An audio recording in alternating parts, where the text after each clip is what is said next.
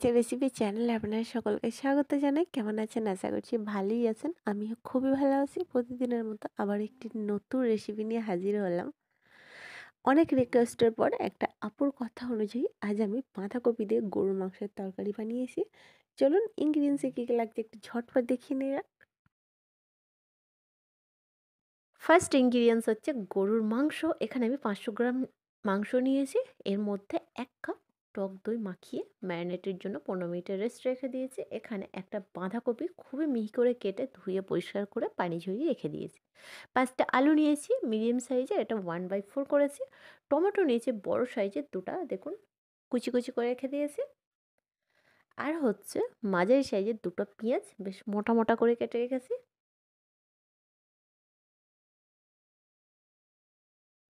এখানে 1 বাটি মটরশুঁটি নিয়েছি। এখন শীতের সময় তো এটা খুব পাওয়া যায় গো।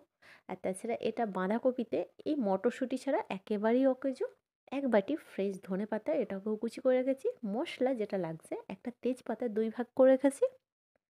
আদা রসুনের পেস্ট লাগছে 2 টেবিল চামচ। 1 টেবিল চামচ ধনিয়ার গুঁড়ো, স্বাদ অনুযায়ী লবণ নিয়েছি। 1 টেবিল চামচ জিরার গুঁড়ো, কালারের জন্য 1/2 টেবিল চামচ কাশ্মীরি লাল লঙ্কার গুঁড়ো, ঝালের জন্য হচ্ছে 1.5 টেবিল চামচ লাল লঙ্কার গুঁড়ো, লাস্ট হচ্ছে 1.5 টেবিল চামচ হলুদের গুঁড়ো। এখানে আমি 4 টেবিল চামচ রিফাইন তেল নিয়েছি। তো সমস্ত প্রিপারেশন রেডি। এইবার কি করতে হবে, তরকারিটা বানাতে হবে। আমি কিন্তু তরকারিটা প্রেশার কুকারেই বানাবো। ফার্স্ট আমি গ্যাসটি অন করে নিয়েছি। এইবার তেলটা কুকারের মধ্যে ঢেলে দেবো। তবে হ্যাঁ, একটা জিনিস লক্ষ্য করছেন, তেলের মধ্যে কালো কালো কিছু একটা ময়লা মনে হচ্ছে। না, এটা ময়লা না। আগে আমি রেসিপি একটা আপলোড করেছি, সেটা আপনারা অবশ্যই দেখেছেন। পটাটো চিজ কাটলে সেই তেলটাই কিন্তু বেঁচেছিল, ওই তেলটা দিয়ে আমি আজকে ইউজ করছি। তো আমি পেঁয়াজটাও দিয়ে দিলাম। পেঁয়াজটা 5 থেকে 6 মিনিট মতো তেলের সাথে একটু ফ্রাই করতে হবে, যতক্ষণ না হালকা পিঙ্ক কালার আসছে। গ্যাসের ফ্লেম এই স্টেজে অবশ্যই হাই করে রাখবেন।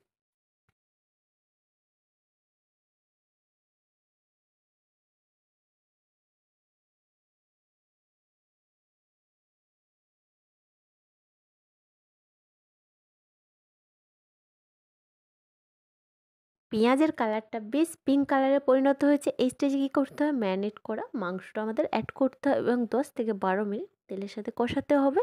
এখানে একটা ছোট টিপস দিই, ম্যারিনেট করা মাংস থেকে কিন্তু অনেকটা ময়েশ্চার বেরোয়, বিকজ টক দই আছে এবং এক একটা ইনগ্রিডিয়েন্টসের এক একটা মানে ময়েশ্চার থাকে। তো মাংসের থেকেও ময়েশ্চার বেরাবে। যতক্ষণ না এই ময়েশ্চারটা সম্পূর্ণভাবে বেরাচ্ছে ততক্ষণ আমাদের স্টার করতে হবে, এবং পুরোপুরি ময়েশ্চার যতক্ষণ না শুকাচ্ছে আমাদের ওটাও লক্ষ্য রাখতে হবে। নাহলে কিন্তু এর মাঝে কোনো রকম ইনগ্রিডিয়েন্টস অ্যাড করলে এর মাংসের টেস্টটা একেবারে বেকার হয়ে যায়। এই ছোটো ছোটো টিপসগুলো অবশ্যই আপনারা ফলো করবেন।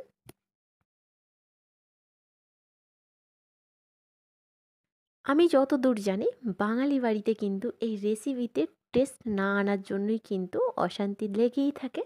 তবে হ্যাঁ, একটাই সাজেশান দেবো, এই ছোটো ছোটো টিপসগুলো যদি ফলো করেন এবং প্রত্যেক রেসিপি যদি ভালোভাবে লক্ষ্য করেন, তাহলে কিন্তু বাড়িতে এই রান্নার জন্য, খাওয়ার জন্য এবং টেস্ট আনার জন্য ঝামেলাটা আর হবে না। তো গল্প করতে করতে প্রায় আমার ময়েশ্চার শুকিয়ে এসেছে আর তেলটা ওপরে কেমন ভেসে এসছে, বুঝতে পেরেছেন? এই স্টেজে আমাদের গ্যাসের ফ্লেম অবশ্যই মিডিয়াম করে রাখতে হবে, নাহলে কিন্তু নিচের দিকে মাংসটা একদম চিপকে যাবে। এই স্টেজে আমাদের যে আদা রসুনের পেস্ট নিয়েছিলাম সেটা আমরা অ্যাড করে দেবো এবং 5 থেকে 6 মিনিট মতো মাংসের সাথে একটু কষাতে হবে, যাতে আদা রসুনের যে কাঁচা গন্ধ থাকে সেটা নষ্ট হওয়ার জন্য। এখানে একটা ছোটো টিপস দিই, আমি তেলের মধ্যেই আদা রসুনের পেস্ট কেন দিইনি বলে দিচ্ছি।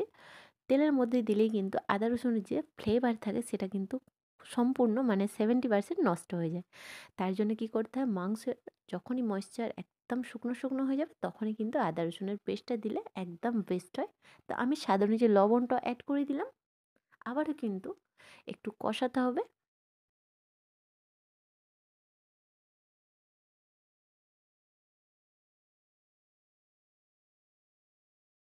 এই স্টেজে আমাদের যে তেজপাতা নিয়েছিলাম ওটাও অ্যাড করে দেবো। হ্যাঁ, তেজপাতাটা আমি এখন কেন অ্যাড করছি সেটাও বলে দিই। তেলের মধ্যে তেজপাতাটা অ্যাড করলে তেজপাতার অতিরিক্ত একটা স্মেল থাকে, সেই স্মেলটা যদি বাঁধাকপির তরকারিতে একদম ভিতরে ভিতরে যদি অ্যাবসর্ব হয়ে যায় না, সেই তরকারিটার মানে বাড়ির রান্নার মতো টেস্ট লাগে না, ওটা রেস্টুরেন্ট এবং ধাবার মতো লাগে। এটা তো আমি একদম ঘরোয়া উপকরণ দিয়ে বানাচ্ছি, তার জন্য আমি তেজপাতাটা এই মাঝেই দেবো। তাতে কি হয়, তেজপাতাটার যে একদম সম্পূর্ণ 100% স্মেল সেটা আর হয় না, 50% স্মেলটা এটার মধ্যে অ্যাবসর্ব হয়। তো আমি একে একে লঙ্কার গুঁড়ো, লাল লঙ্কার গুঁড়ো, হলুদের গুঁড়ো, ধনিয়ার গুঁড়ো অ্যাড করে দিলাম, কাশ্মীরি লঙ্কার গুঁড়ো এবং জিরার গুঁড়োটা বাকি রেখে, হ্যাঁ অবশ্যই অল্প জল অ্যাড করবেন, তাতে কি হয় মশলাটা কষাতে একদম সুবিধা হয় অনেকটা। তো কালারটা দেখতে পাচ্ছেন মাশাআল্লাহ না? আপনারা বাঁধাকপি দিয়ে গরুর মাংসের তরকারি খেয়েছেন, প্রত্যেক বাড়িতেই হয়, কিন্তু এই টক দই দিয়ে যে বাঁধাকপি দিয়ে গরুর মাংসের তরকারি আই থিঙ্ক এই ফার্স্ট টাইমই। যারা দেখবেন অবশ্যই এই জিনিসগুলো ফলো করবেন এবং অবশ্যই ট্রাই করবেন একবার। খুব মাশাআল্লাহ লাগে, আলহামদুলিল্লাহ সবার পছন্দ হবে, আমি গ্যারান্টি দিচ্ছি। তো গরুর মাংসটা কষাতে কষাতে প্রায় আমার 15 মিনিট কমপ্লিট হয়ে গেছে। এখানে কি করতে হবে, এক বাটি জল অ্যাড করতে হবে, তাও আমি প্লেন জল অ্যাড করছি না, ওই যে ম্যারিনেট করা বাটির মধ্যে অল্প জল দিয়ে সেটাকে ধুয়ে এক বাটি জল হয়েছিল সেখানে আমি অ্যাড করলাম এবং ভালো করে একবার স্টার করে ঢাকনাটা বন্ধ করে 4টে সিটি দিতে হবে।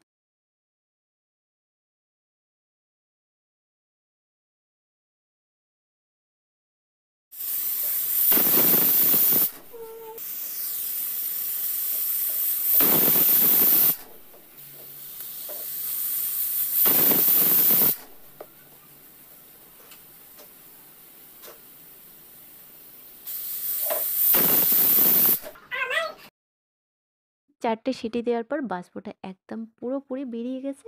তো চলুন ঢাকনাটা খুলে দেখা যাক। মাশাআল্লাহ কালারটা দেখতে পাচ্ছেন দারুণ এসেছে না? আমি কিন্তু কাশ্মীরি লাল লঙ্কার গুঁড়ো এখনও কিন্তু অ্যাড করিনি, তার আগেই কিন্তু একদম পারফেক্টলি কালারটা চলে এসেছে, একেবারে অরিজিনাল কালার। তো চলুন আবারও গ্যাসটি অন করে নিয়েছি, গ্যাসের ফ্লেমটা আমি অফ করে দিয়েছিলাম। আবার একটু হাতার মাধ্যমে একটু স্টার করে নিয়ে এই স্টেজে কী করতে হবে, যে কাশ্মীরি লাল লঙ্কার গুঁড়ো নিয়েছিলাম সেটাও আমি অ্যাড করব এবং কোনটা অবশ্যই চেক করে নেব, আমার কিন্তু একদম পারফেক্ট আছে।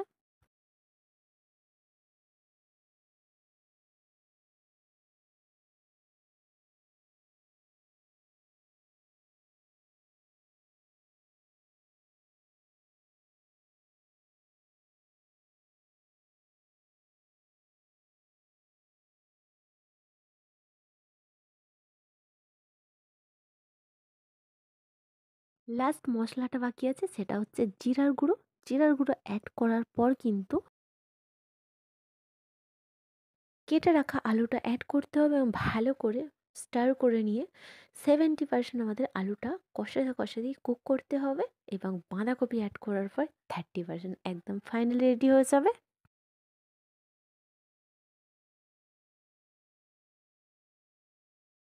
এখানে একটা ছোট টিপস দিই, কন্টিনিউ কিন্তু স্টার করবেন না। কেন বলছি, ধীরে ধীরে যে মশলাটা কুক হয় তার টেস্টটা কিন্তু দ্বিগুণ আসে। তো একবার করে 2 থেকে 3 মিনিট মতো আমাদের রেস্টে দিয়ে আবার কিন্তু স্টার করে করে এইভাবেই আলুটাকে কষাতে হবে। কষাতে কষাতে যখন দেখবেন মশলার ভাগটা একেবারে নিচের দিকতে ধরে ধরে আসছে, তখন কি করতে হবে, এখানে অল্প জল অ্যাড করতে পারেন।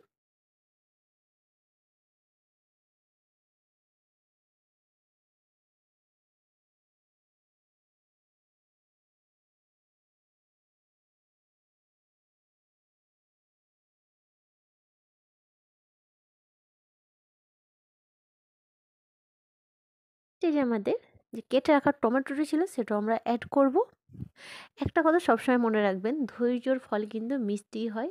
যত রেস্টে রেখে রেখে এটাকে কষাবেন ততই কিন্তু এর টেস্টটা দ্বিগুণ আসবে।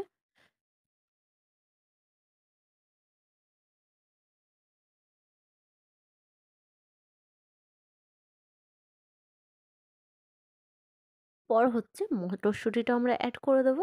আবারও কিন্তু 5 থেকে 6 মিনিট মতো ভালোভাবে কষাতে হবে। গ্যাসের ফ্লেম এই স্টেজে অবশ্যই হাই করে দেবেন।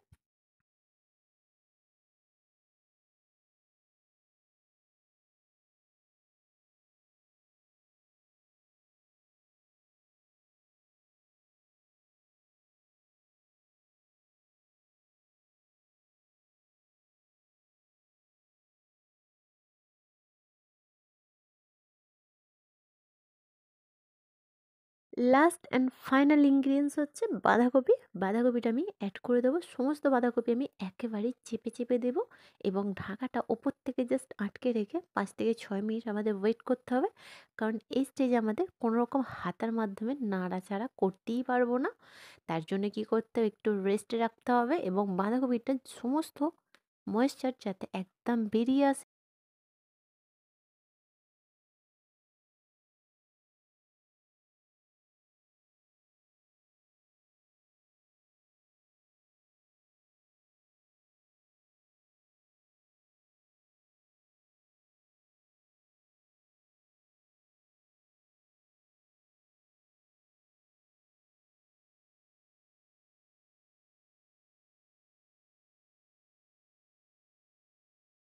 ঢাকাটা খোলার পর দেখতে পাচ্ছেন কপিটা কতটা কমে গিয়েছে, একদম সফট সফট হয়ে গেছে, তাই না?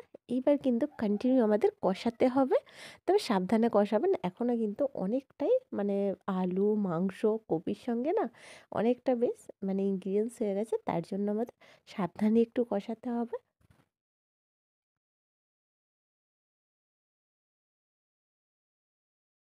আমি কিন্তু বাঁধাকপির তরকারিতে কোনো রকম পানি অ্যাড না করেই তরকারিটা বানিয়ে ফেলবো। চলুন এই স্টেজে আমাদের যে কুচি করে রাখা ধনেপাতাটা সেটাও আমি অ্যাড করে দেবো।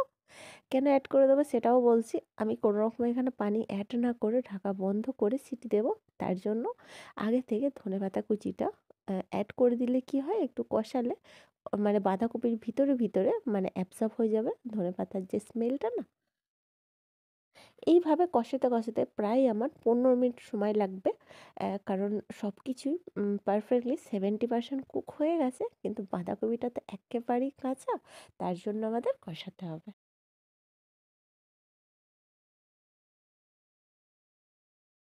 ফার্স্টেই আমি বলে দিয়েছি এই তরকারিটা আমি একটু রেস্টে দিয়ে দিয়ে কষাবো, কেননা এই যে থিকনেসটা ধীরে ধীরে আসবে, তার টেক্সচারটা আলাদাই একদম টেস্টফুল হয় এবং এর ধীরে ধীরে কুক হলে এর মানে মারাত্মক যেটা ওপরে তেল ভেসে আসে এবং যে এক্সট্রা ময়েশ্চার থাকে সেটা একদম নষ্ট হয়ে যায়।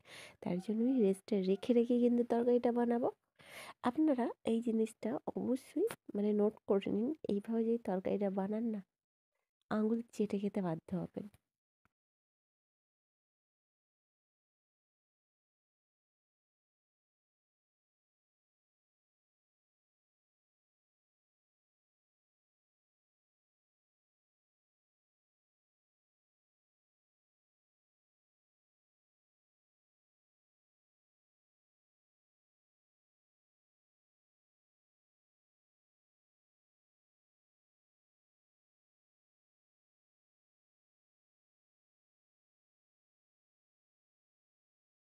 ফাইনালি আমাদের বাঁধাকপিটা দেওয়ার পর প্রায় 15 মিনিট সময় লেগেছে কষাতে।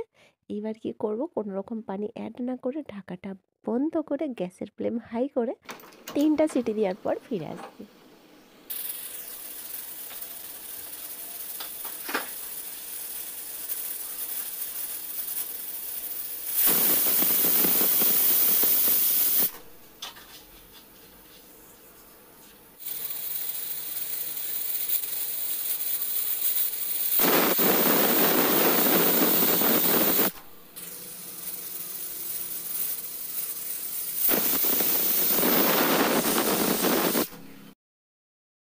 আই থিঙ্ক বাষ্পটা পুরোটাই শেষ হয়ে গেছে। চলুন ঢাকাটা খুলে চেক করা যাক। মাশাআল্লাহ মাশাআল্লাহ, দেখতে পাচ্ছেন টেক্সচারটা একদম মাখা মাখা, কালারটা কিন্তু ব্যাপক এসেছে। আমার তো দেখে একদম জিভে জল এসে যাচ্ছে।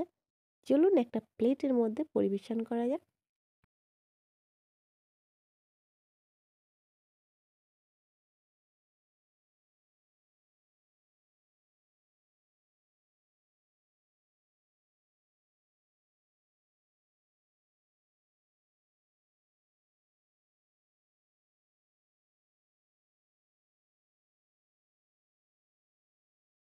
তো এই বাঁধাকপি দিয়ে গরুর মাংসের তরকারিটা কার কার ভালো লাগলো অবশ্যই কমেন্ট বক্সে জানাতে ভুলবেন না। এখনও যারা আমাদের চ্যানেলটি সাবস্ক্রাইব করেননি অবশ্যই সাবস্ক্রাইব করে দেবেন, পাশে থাকা বেল আইকনটি প্রেস করবেন।